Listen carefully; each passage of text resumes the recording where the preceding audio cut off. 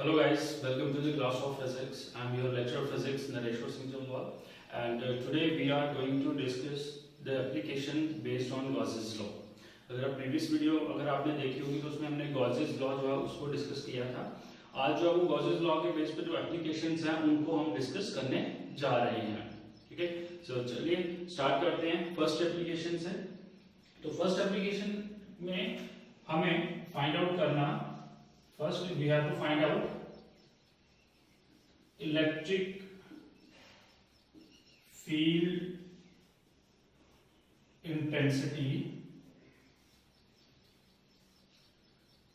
due to line charge। अगर charge को एक लाइन के थ्रू डिस्ट्रीब्यूट किया गया है तो हमें जो है उसकी इलेक्ट्रिक फील्ड इंटेंसिटी को फाइंड आउट करना है।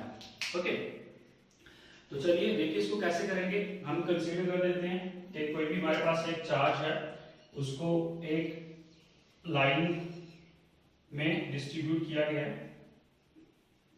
ठीक है, और कितना चार्ज डिस्ट्रीब्यूट किया गया है? सपोज क्यू चार्ज जो है वो डिस्ट्रीब्यूट किया गया है। अगर क्यू चार्ज डिस्ट्रीब्यूट किया गया है एक लाइन में, तो अब ऑब्वियस है इसका जो गॉसियन सरफेस है वो किस तरीके से, देखिए इस चार्ज की फील्ड इस तरफ भी होगी, ठीक है, इसकी फील्ड इस तरफ भी होगी, ऊपर भी होगी और नीचे भी होगी। तो कहने का मतलब ये है कि हमारे पास जो गॉसियन सरफेस बनेगा वो एक सिलिंड्रिकल सरफेस बनेगा। कैसे? इस तरीके से देखिए, तो सपोज यहां तक हमारे पास फील्ड है, यहां पे भी इस तरफ यहां तक फील्ड है, तो इस तरीके से हमारे पास जो गॉसियन सरफेस है वो एक सिलिंड्रिकल फॉर्म में बना। ठीक है, अब अगर आप देखोगे, चलिए अब हम यहाँ पे क्या करते हैं, ये लीनियर चार्ज है। ठीक है, तो लीनियर चार्ज है तो यहाँ पे हमारे पास जो डेंसिटी है, लीनियर चार्ज डेंसिटी, तो वो क्या आएगी? ठीक है, जब मैं लिख देता हूं linear charge density, linear charge density को किससे नोट करते हैं? लैम्डा इज इक्वल टू कितना होता है? Q upon L। सपोज ये जो हमारे पास गॉसियन सरफेस है इसकी लेंथ कितनी रख लेते हैं? L। ठीक है, क्योंकि अगर इसकी लेंथ L है तो गॉसियन सरफेस की लेंथ भी L हुई, तो अगर इसकी भी L है तो ये भी L होगा। हमारे पास जो linear charge density lambda is equal to Q upon L है। ओके, चलिए अब हमने क्या करना है, इसकी इलेक्ट्रिक फील्ड इंटेंसिटी को फाइंड आउट करना है। तो अगर हम देखें बेटा, सबसे पहले सिलेंडर के यहाँ पे हमारे पास तीन पोर्शन बन रहे हैं, तीन पार्ट है, एक ये वाला, ठीक है, एक ये जो इसकी पूरा कर्व है, और एक ये अपर सरफेस। तो सिलेंडर के तीन पार्ट हैं, तो तीनों में हम जो है वो क्या करेंगे? गॉस लॉ को इंप्लीमेंट करेंगे। तो सबसे पहले हम सपोज कंसीडर कर लेते हैं कि ये P पॉइंट है, P is the observation point where we have to find out electric field intensity। okay, इसका distance from the linear charge is R। ठीक है, ऑब्जर्वेशन पॉइंट का डिस्टेंस लीनियर चार्ज से कितना रख लिया हमने? स्मॉल r रख लिया। अब अगर आपको बता दें यहाँ पे मैं टेस्ट चार्ज रखता हूं तो आपके पास इलेक्ट्रिक फील्ड इंटेंसिटी की डायरेक्शन आउटवर्ड E, यहाँ पीछे भी करते आए हुए हैं। ठीक है, और अगर हम इस पूरे सरफेस में से एक ये स्मॉल सरफेस एरिया लें तो यहाँ पे ऑब्वियस है एरिया वेक्टर भी हमारा जो है वो क्या बनेगा? ds या dA, कुछ भी आप लिख सकते हो एरिया वेक्टर, क्योंकि एरिया वेक्टर हमेशा क्या होता है? सरफेस के परपेंडिकुलर होता है। ये हमने पीछे डिस्कस किया हुआ है। तो ये आ गया फर्स्ट, ये आ गया हमारे पास first surface. Okay, first surface के लिए ये आया। अब गॉसियन लॉ जो इसको इंप्लीमेंट करेंगे, वैसे ही हमारे पास सेकंड सरफेस ये है। ठीक है, अब अगर ये सेकंड सरफेस रख लेते हैं तो यहां पे भी अगर मैं स्मॉल एक एलिमेंट लेता हूं इस एरिया का, ओके, तो इलेक्ट्रिक फील्ड इंटेंसिटी तो ऐसे ही होगी इस तरफ, वो तो चेंज नहीं होगी ना। ठीक है, लेकिन एरिया वेक्टर क्या होगा? अपवर्ड, क्योंकि आपको बताया गया है कि एरिया वेक्टर जो है वो हमेशा क्या होता है? परपेंडिकुलर टू द सरफेस होता है। ठीक है ना। तो अगर ये सिलेंडर है तो इसका अपर सरफेस ऐसे होगा, तो एरिया वेक्टर जो है वो सरफेस के क्या होगा, अगर ऐसे करके इसका है तो परपेंडिकुलर होगा। इलेक्ट्रिक फील्ड इंटेंसिटी की डायरेक्शन तो ठीक है ऐसी तरफ रहेगी, लेकिन जो आपका एरिया वेक्टर है वो परपेंडिकुलर टू द सरफेस होगा। इसी तरीके से अब यहाँ पे जो है वो एंगल कितना बन जाएगा इन दोनों के बीच में, थीटा जो है वो क्या जाएगा 90 डिग्री। यहाँ पे थीटा कितना होगा बेटा 0 डिग्री, ठीक है, क्योंकि यहाँ पे area vector electric field intensity के बीच में जो एंगल है वो कितना है 0, क्योंकि दोनों सेम डायरेक्शन में है। वैसे ही ये हमारे पास क्या आ जाएगा, अगर थर्ड सरफेस ले ले तो थर्ड सरफेस में भी इसका मैं एक स्मॉल एलिमेंट लेता हूं, ओके, तो यहाँ पे भी इलेक्ट्रिक फील्ड इंटेंसिटी जो है उसकी डायरेक्शन क्या होगी, आउटवर्ड ही होगी, और एरिया वेक्टर, अब ये सरफेस जो ऐसे करके होगा तो एरिया वेक्टर क्या होगा डाउनवर्ड होगा, तो एरिया वेक्टर कैसे आ जाएगा डाउनवर्ड, ये आ जाएगा ds, ओके, और यहाँ पे भी थीटा क्या होगा हमारे पास 90 डिग्री। क्लियर है ये चीज, ठीक है। तो हम क्या करेंगे इन तीनों सरफेसेस में गॉसेस लॉ को इंप्लीमेंट करेंगे। So according to Gauss's law, इसको हम फर्स्ट इक्वेशन रख लेते हैं, ठीक है। अब गॉसियस लॉ अगर तीनों सरफेसेस में हम इंप्लीमेंट करते हैं तो कैसे होगा, गॉसियस लॉ आपको पता है, अकॉर्डिंग टू गॉसियस लॉ क्या लिखते हैं हम, integration E dot ds is equal to q upon epsilon naught. बेटा इसी तरीके से लिखते हैं, लेकिन यहाँ पे सिंगल सरफेस होता है, यहाँ पे हमारे पास तीन सरफेस हैं, मतलब गॉसियन सरफेस के तीन पार्ट हैं, तो तीनों पार्टों में हमने क्या करना है गॉसियस लॉ को इंप्लीमेंट करना है। तो हम इसको कैसे लिखेंगे, देखिए पहले ये फर्स्ट पार्ट है तो इसको लिखेंगे इंटीग्रेशन E डॉट ds, ये किसका आ गया फर्स्ट पार्ट का, प्लस दूसरा सरफेस भी ऐड करेंगे, ठीक है, वो भी सेम इसी तरीके से E dot ds, this is for second part, plus integration E dot ds for third part, ये जो इसका थर्ड पार्ट है, तीनों को क्या कर लिया हमने ऐड कर लिया, ठीक है, is equal to q upon epsilon naught. बेटा ये चीज क्लियर है, ओके। तो चलिए अब क्या करेंगे हम, इसमें डॉट प्रोडक्ट है तो उसको ऐसे लिख सकते हैं इंटीग्रेशन E ds cos, देखिए फर्स्ट पार्ट में cos थीटा, तो cos थीटा मतलब थीटा कितना है फर्स्ट पार्ट में 0, तो यहां पे आ जाएगा cos 0 degree, plus integration E ds cos second part, ये है इधर एंगल कितना है 90 डिग्री, ठीक है, ये आ जाएगा cos 90 degree, plus third part में भी एंगल कितना है 90 डिग्री है, तो यहां पे भी हम क्या लिखेंगे integration E ds cos 90 degree which is equal to q upon epsilon naught, okay. तो अब ये तो पता है cos 90 0 और cos 90 0, तो ये और ये टर्म क्या हो जाएगी 0 और cos 0 1 होता है, तो यहां पे सिर्फ क्या बचेगा इंटीग्रेशन E ds, ठीक है, ये भी 0 हो जाएगा, ये भी 0 हो जाएगा, तो ऐसे लिखना चाहो लिख सकते हो plus 0 is equal to q upon epsilon naught. Clear है ये चीज, ठीक है। तो आइए यहां पे चलते हैं, तो ये चीज अगर आपको समझ आ गई हो तो ये आपके पास इलेक्ट्रिक फील्ड इंटेंसिटी जो है वो हमारे पास क्या होगी, सारी तरफ जो है वो क्या होगी सेम होगी, तो ये कांस्टेंट आ जाएगी बाहर, तो इसको हम ऐसे लिख सकते हैं integration E electric field intensity integration of ds, okay, which is equal to q upon epsilon naught. अब अगर यहां पे देखोगे ds इंटीग्रेशन डिफरेंशिएशन कैंसिल, तो मतलब हमारे पास पूरा सरफेस एरिया आ जाएगा, कौन सा आएगा पार्ट 1, क्योंकि ये फर्स्ट जो है फर्स्ट पार्ट की इंटीग्रेशन को ले रहे हैं ना, बाकी तो 0 हो गए, तो फर्स्ट पार्ट जो है वो क्या सिलेंड्रिकल ये कर्व सरफेस जो है इस तरीके से, ठीक है, उसी को ले रहे हैं, तो ये आ जाएगा E इंटीग्रेशन स्मॉल ds, ये अगर स्मॉल एरिया हमारे पास ये वाला ds है तो टोटल सरफेस एरिया s होगा, तो आपके पास curve surface area of cylinder उसका फार्मूला क्या होता है 4 pi r l, बेटा यही होता है, ठीक है, तो surface area of cylinder curve वो हमने ये लिख लिया which is equal to q upon epsilon naught, okay. So E is equal to, ये इधर ले आएंगे, ये बन जाएगा Q upon 4 pi epsilon naught, ठीक है, और R L। ओके बेटा, ये चीज क्लियर है। हमने सिर्फ इसको क्या किया, यहां पे लेके आ गए। तो E is equal to Q की प्लेस पे मैं लैम्डा L लिख सकता हूं। ये देखिए Q ये है ना, यहां पे lambda is Q upon L है, तो इसको इधर लेके आएंगे, Q की वैल्यू को लैम्डा L लिख सकते हैं, ठीक है, upon 4 pi epsilon not R L। यहां पे लिख दो फ्रॉम फर्स्ट इक्वेशन से हमने इधर यूज किया है।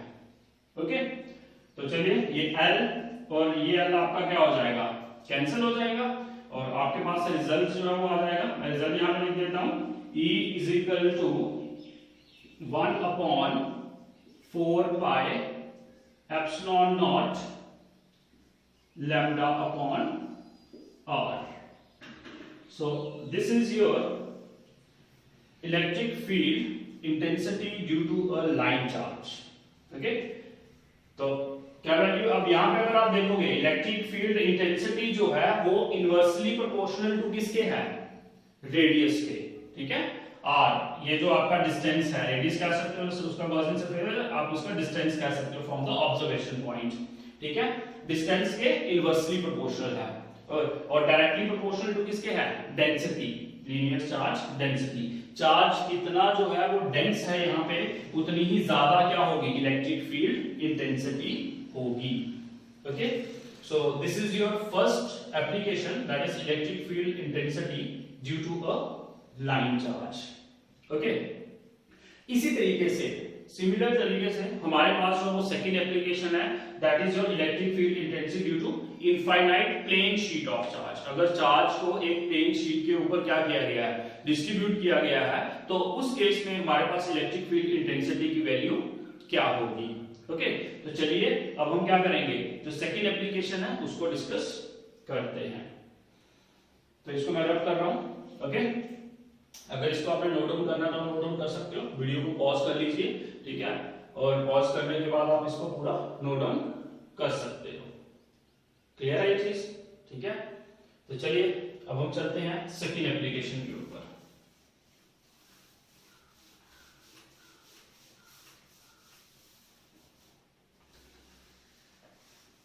चलिए सेकंड एप्लीकेशन में हमने क्या करना है, इलेक्ट्रिक फील्ड इंटेंसिटी को ही फाइंड आउट करना है। ओके, तो लेकिन उसमें चार्ज जो है वो प्लेन शीट के ऊपर डिस्ट्रीब्यूट किया गया है। So we have second application, electric field intensity due to a plane infinite plane sheet of charge, लिख लीजिए infinite plane sheet of charge.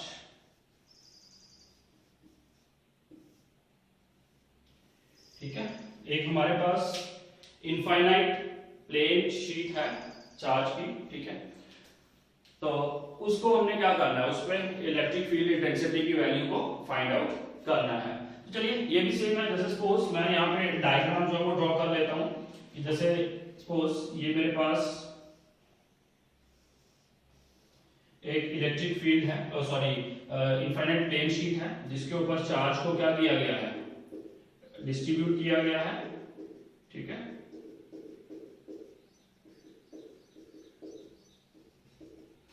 अब ऑब्वियस है, जब ये शीट के ऊपर चार्ज को जो डिस्ट्रीब्यूट किया गया है, तो यहाँ पे भी गॉसियन सरफेस जो वो सिलेंड्रिकल ही बनेगा, क्योंकि अगर शीट को ध्यान से देखा, अगर शीट इस तरीके से रखी गई है, ठीक है, तो उसकी चार्ज को डिस्ट्रीब्यूट किया गया, तो चार्ज इस तरफ भी होगा, इस तरफ भी होगा, ऊपर की तरफ भी होगा, नीचे की तरफ भी होगा। तो यहाँ पे भी जो गॉसियन सरफेस है वो भी क्या बनेगा, सिलेंड्रिकल बनेगा। तो इनफाइनाइट शीट है तो हम पूरी इनफाइनाइट शीट को नहीं लेंगे, इसका छोटा पोर्शन लेंगे, तो इसलिए हम इसका भी मैप इसका क्या करता हूं, गॉसियन सरफेस जो है वो ड्रॉ कर लेते हैं। जैसे सपोज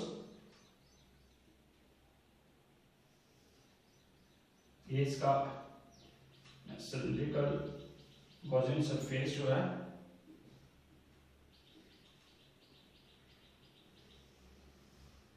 वो ड्रॉ कर देता हूं लाइक दिस। ठीक है, अब इसमें सपोज ये आ गया हमारे पास। ठीक है, ये सिलेंड्रिकल, पहले भी सिलेंड्रिकल था, लीनियर के केस में भी हमारे पास जो गॉसियन सरफेस था वो सिलेंड्रिकल था, और इस केस में भी हमारे पास क्या है, सिलेंड्रिकल है। तो अब हम क्या करेंगे, वही ऑब्जेक्ट, तो चलिए लीनियर चार्ज डेंसिटी है, तो लीनियर चार्ज डेंसिटी में हमारे पास सॉरी सरफेस चार्ज, यहाँ पे लीनियर नहीं है, सरफेस है, तो सरफेस चार्ज डेंसिटी को हम किससे डिनोट करते हैं, सिग्मा, ठीक है, is equal to Q upon A, ऐसे ही लेंगे, ठीक है ना। तो ये हमारे पास हमने क्या कर लिया, जैसे वहां पे हमने लीनियर चार्ज डेंसिटी को निकाला था फर्स्ट एप्लीकेशन, यहाँ पे हमने सरफेस चार्ज डेंसिटी जो है उसकी वैल्यू को लिख लिया, that is sigma is equal to Q upon A. Okay, तो अब हम ऑब्जर्वेशन पॉइंट, जैसे वहां पे ऑब्जर्वेशन पॉइंट, यहाँ पे सपोज ये P ऑब्जर्वेशन पॉइंट है, ये रख लेते हैं, P is the observation point where we have to find out electric field intensity, और इसका जो डिस्टेंस है कहां से, from the centre is r, small r। ठीक है, तो अगर आप यहां पे देखोगे बेटा, इस केस में भी आपके पास क्या है, आपके पास तीन सरफेस बन रहे हैं, एक ये सरफेस है, ठीक है, एक ये वाला होगा सिलेंडर और एक ये वाला होगा, जैसे सिलेंड्रिकल तीन पार्ट बने थे ना हमारे फर्स्ट एप्लीकेशन में, वैसे ही यहाँ पे भी हमारे पास तीन पार्ट जो बनेंगे, एक ये वाला होगा सिलेंड्रिकल पार्ट, एक ये कर्व और एक ये वाला। ठीक है, तो अब चलिए इसमें भी अगर हम क्या करेंगे, एक स्मॉल सरफेस एरिया लेते हैं, तो इलेक्ट्रिक फील्ड इंटेंसिटी आउटवर्ड होगी E, बेटा E की डायरेक्शन आउटवर्ड, ओके, और आपके पास जो एरिया वेक्टर है वो भी क्या होगा, परपेंडिकुलर, एरिया वेक्टर भी क्या होगा, परपेंडिकुलर, और उसकी डायरेक्शन भी क्या होगी, आउटवर्ड होगी, तो दोनों के बीच में angle theta is equal to 0। Okay, similarly इस ये आ गया आपके पास, ये फर्स्ट पार्ट रख लीजिए, ठीक है, सेकंड पार्ट ये वाला आ जाएगा हमारे पास, तो इसमें भी अगर मैं स्मॉल एलिमेंट ले लेता हूं कोई एक, ठीक है, तो इस केस में भी इलेक्ट्रिक फील्ड इंटेंसिटी की डायरेक्शन आउटवर्ड, और एरिया वेक्टर क्या होगा, परपेंडिकुलर टू द सरफेस, ये इसका एरिया वेक्टर होगा, तो यहां पे थीटा कितना होगा, 90 डिग्री। क्लियर है ये चीज, जैसे हमने पीछे किया हुआ वैसे यहां पे भी कर रहे हैं। ठीक है, सिमिलरली यहां पे आपके पास ये जो सरफेस एरिया है इसका भी स्मॉल एलिमेंट ले लेते हैं ds, तो इसमें भी जो इलेक्ट्रिक फील्ड इंटेंसिटी है वो क्या होगी, आउटवर्ड होगी। ठीक है, इलेक्ट्रिक फील्ड इंटेंसिटी जो है वो क्या होगी, आउटवर्ड होगी, और एरिया वेक्टर भी क्या होगा, परपेंडिकुलर होगा, तो इस सरफेस के परपेंडिकुलर वो भी ऐसे, तो ये आपके पास आ जाएगा एरिया वेक्टर। तो यहाँ पे जो एंगल है इससे, ये आप थर्ड पार्ट, वो फर्स्ट है, इसको सेकंड रख लिया, और ये वाला क्या रख लेते हैं हम, इसको थर्ड पार्ट रख लेते हैं, और थर्ड पार्ट में भी थीटा कितना है बेटा, 0 डिग्री।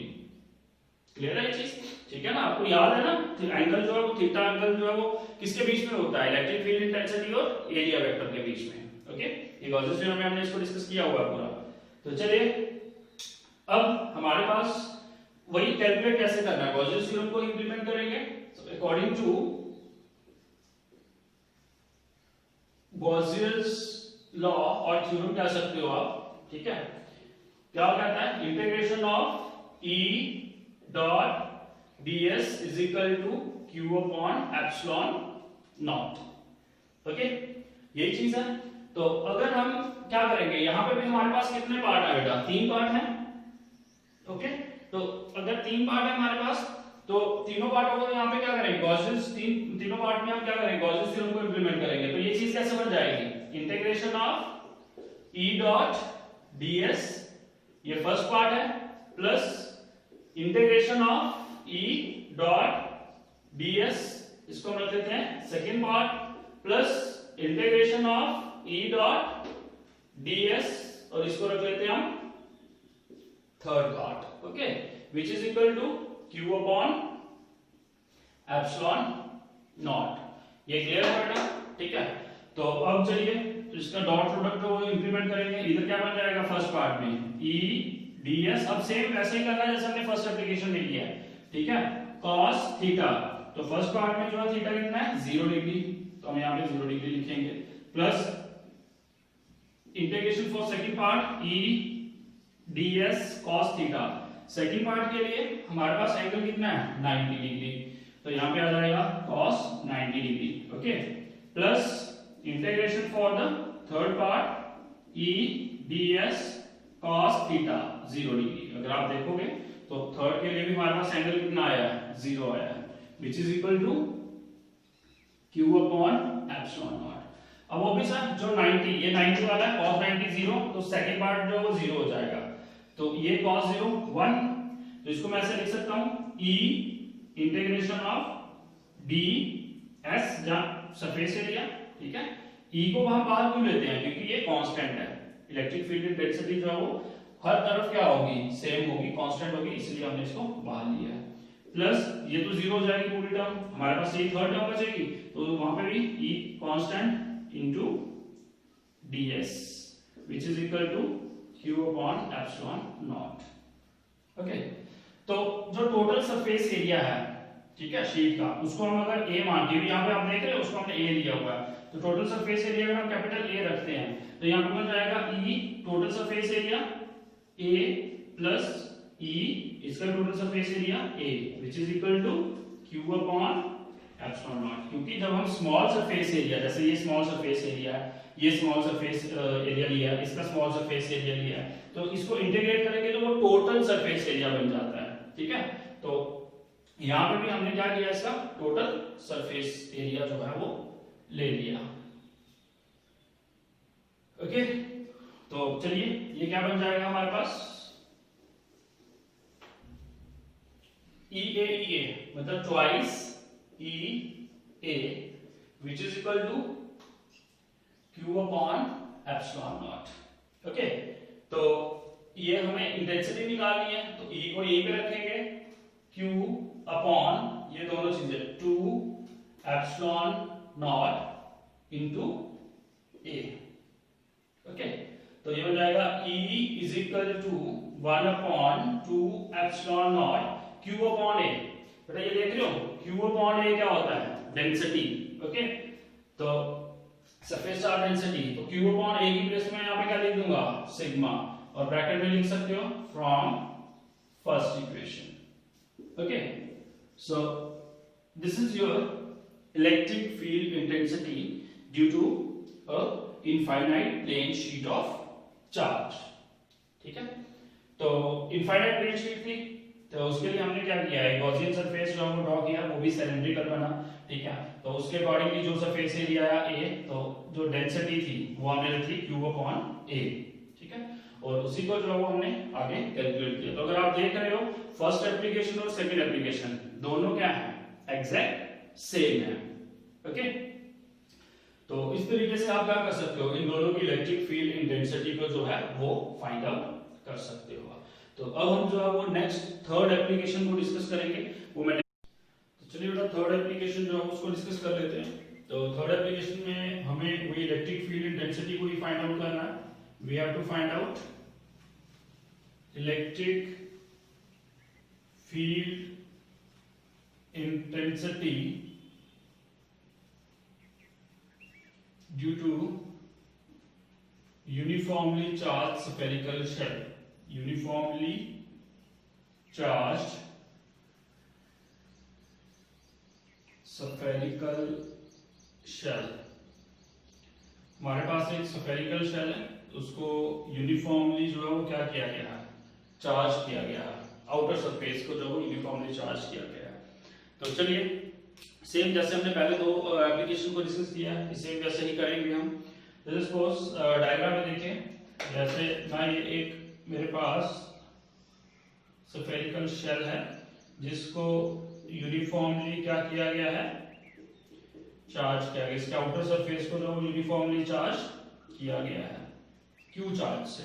ठीक है, अब ऑब्वियस है इसका जो गॉसियन सरफेस होगा वो भी स्फेरिकल होगा, क्योंकि इलेक्ट्रिक फील्ड क्या होगी इसकी, ठीक है ना, स्फेरिकल होगी, तो आपका गॉसियन सरफेस भी क्या बनेगा, स्फेरिकल बनेगा। तो सपोज ये हमारे पास जो वो क्या आ गया, गॉसियन सरफेस। ओके,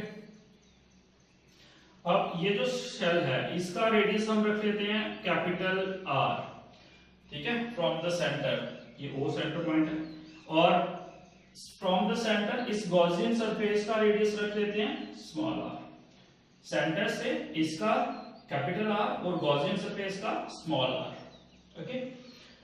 अब ये जो स्फेरिकल शेल है, अगर मैं इसकी डेंसिटी निकालूं, है तो सरफेस एरिया, तो उसके लिए क्या बनेगा, sigma is equal to Q upon surface, surface area किसका, स्फेरिकल शेल का, वो कितना होगा 4 पाई आर स्क्वायर, ओके। तो ये आपके पास फर्स्ट इक्वेशन आ जाएगी। ये है क्या हमारे पास सेक्शन में density, density of the spherical shell या सरफेस एरिया भी आप इसको कह सकते हो। तो चलिए अब हम क्या करेंगे, यहाँ पे हमारे पास 3 केसेस बनते हैं। ऑब्जर्वेशन पॉइंट जो है, हमने electric field intensity spherical shell के आउटसाइड भी निकालनी है, ठीक है, on the surface of shell भी निकालेंगे और इनसाइड द शेल भी निकालेंगे, ठीक है। तो suppose outside the shell, outside the shell में यहाँ पे गॉसियन सरफेस, यहाँ पे ऑब्जर्वेशन पॉइंट P ले लेता हूँ, ठीक है। तो यहाँ पे हम इलेक्ट्रिक फील्ड इंटेंसिटी की वैल्यू जो है वो फाइंड आउट करेंगे, फिर हम ऑब्जर्वेशन पॉइंट को कहां पे ले जाएंगे, जो शेल है हमारे पास उसके सरफेस के ऊपर, on the surface of the shell, वहां पे इलेक्ट्रिक फील्ड इंटेंसिटी की जो है वो वैल्यू निकालेंगे और फिर इसी ऑब्जर्वेशन पॉइंट को इनसाइड द शेल भी लेके जाएंगे। तो हमारे पास जो है इस एप्लीकेशन में 3 केसेस जो है वो बनेंगे। तो चलिए सबसे पहला केस जो है वो लेते हैं हम। पहला केस कौन सा आएगा, आउटसाइड द स्फेरिकल शेल, ठीक है। फर्स्ट केस जो है हम लेंगे आउटसाइड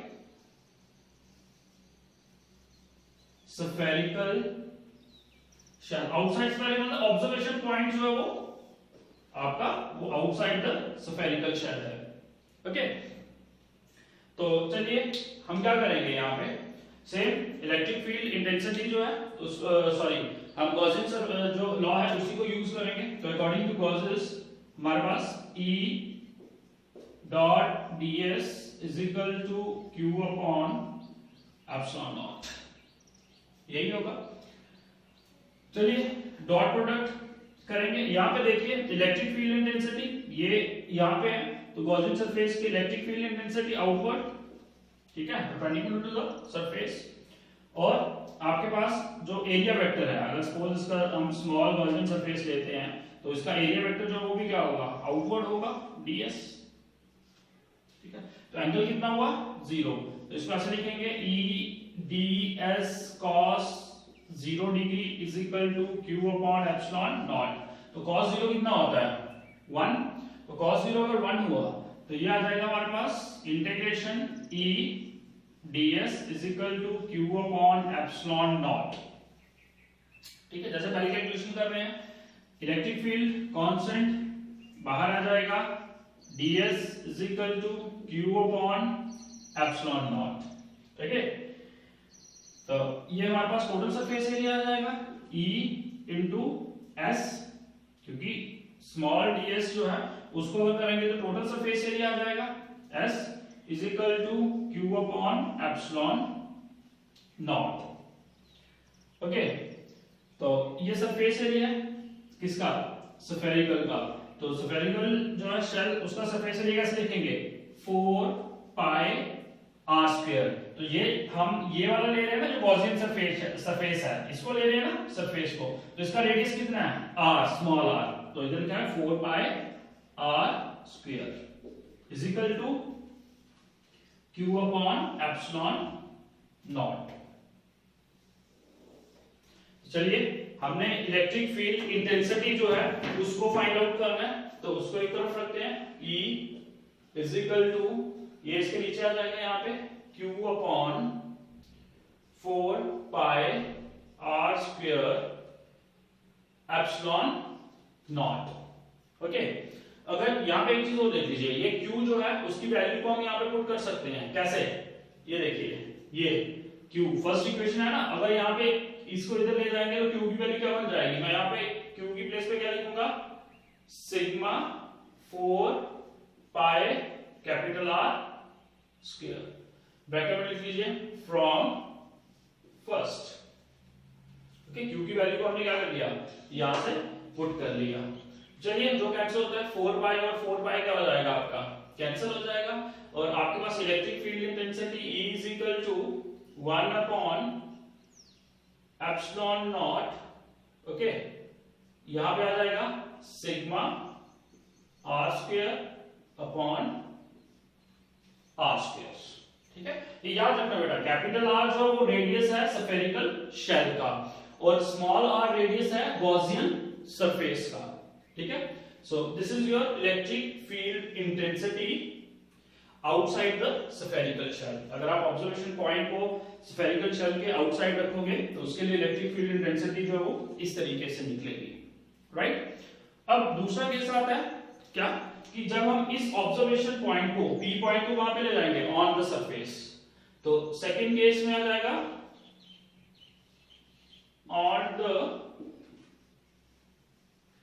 सरफेस ऑफ शेल। हम शेल के क्या ले जाएंगे तब ऑब्जर्वेशन पॉइंट के सरफेस पे कैसे जैसे सपोज ये P पॉइंट है P पॉइंट को मैं कहां पे ले जाऊंगा अगर यहां पे ले आऊंगा इस P पॉइंट को कहां पे ले आया मैं ऑन द सरफेस। ठीक है उस वक्त तो ये गॉसियन सरफेस नहीं होगा तो बस इस केस में आपके पास क्या हो जाएगा अगर आप P पॉइंट को यहां पे ले आओगे तो आपके पास दैट इज आपका capital R is equal to small r दोनों बराबर हो जाएंगे ना। ये जो रेडियस है वो भी किसके बराबर हो जाएगा कैपिटल R के बराबर क्योंकि ऑब्जर्वेशन पॉइंट यहां पे आ जाएगा तो स्मॉल r और कैपिटल R दोनों क्या हो जाएंगे इक्वल हो जाएंगे। तो अगर ये R इक्वल हो गए तो हमारे पास ये जो आपके पास इलेक्ट्रिक फील्ड इंटेंसिटी की वैल्यू है क्या बन जाएगी E is equal to 1 upon epsilon naught sigma r square. ठीक है अपॉन नीचे भी r है तो इसके स्क्वायर पे मैं क्या कर लूंगा कैपिटल R चाहे स्मॉल लिख लीजिए चाहे कैपिटल लिख लीजिए दोनों सेम है तो कैंसिल हो जाएगा और इलेक्ट्रिक फील्ड इंटेंसिटी की वैल्यू हो जाएगी सिग्मा अपॉन एप्सिलॉन नॉट। बेटा क्लियर है ये चीज ठीक है। और अब थर्ड केस आता है इसका कौन सा inside the shell. Third case को मैं यहां पे लिख देता हूं। थर्ड केस में क्या आएगा इनसाइड द शेल। अगर ऑब्जर्वेशन पॉइंट कहां पे होगा हमारा इनसाइड द शेल होगा ये ध्यान से देखना ये पॉइंट अगर कहीं अंदर चला जाए इनसाइड द शेल चला जाए तो क्या होगा बेटा आपको बताया गया कि ये जो चार्ज है ये आउटर सरफेस के ऊपर ही डिस्ट्रीब्यूट किया गया है इस ये चार्ज जो है वो अंदर नहीं है। तो अगर अंदर चार्ज नहीं है तो मतलब इनसाइड जो है शेल के चार्ज क्या है जीरो। तो इनसाइड द शेल जो चार्ज जीरो है तो आपके पास क्या बनेगा गॉसियस लॉ क्या कहता है E dot ds is equal to q upon epsilon naught. तो इसका मतलब E dot ds is equal to q क्या है 0 अपॉन एप्सिलॉन नॉट। तो E dot ds is equal to 0 और अगर आप इसको पूरे को इधर ले जाओगे तो आपके पास इंटेंसिटी भी क्या आ जाएगी 0। ठीक है तो कहने का मतलब क्या है कि अगर आपके पास यूनिफॉर्मली चार्ज स्फेरिकल शेल है और शेल को कहां पे आउटसाइड आउटर सरफेस पे उसको चार्ज किया गया तो अंदर चार्ज 0 है तो अगर चार्ज ही 0 है तो ऑब्वियस है आपके पास क्या होगा फ्लक्स नहीं होगा और अगर फ्लक्स नहीं होगा तो आपके पास इलेक्ट्रिक फील्ड इंटेंसिटी की वैल्यू भी नहीं होगी। क्लियर है ये चीज ठीक है। So this is all about the third application of Gauss's law that is electric field intensity in a uniformly charge spherical shell. आप इसको नोट डाउन कर सकते हो। इसके 3 केसेस है और अगर आपको एग्जाम में पूछी जाती है तो आपने तीनों केसेस को जो है वो लेना है। अगर एग्जाम में स्पेसिफाई किया गया है आउटसाइड द शेल निकालिए या इनसाइड द शेल निकालिए या on the surface of the shell निकालिए तो आप उसको ले सकते हो। अगर नहीं दिया गया तो आप तीनों केसेस को डिस्कस करोगे। Okay so this is all about the applications of Gauss's law. Okay thank you.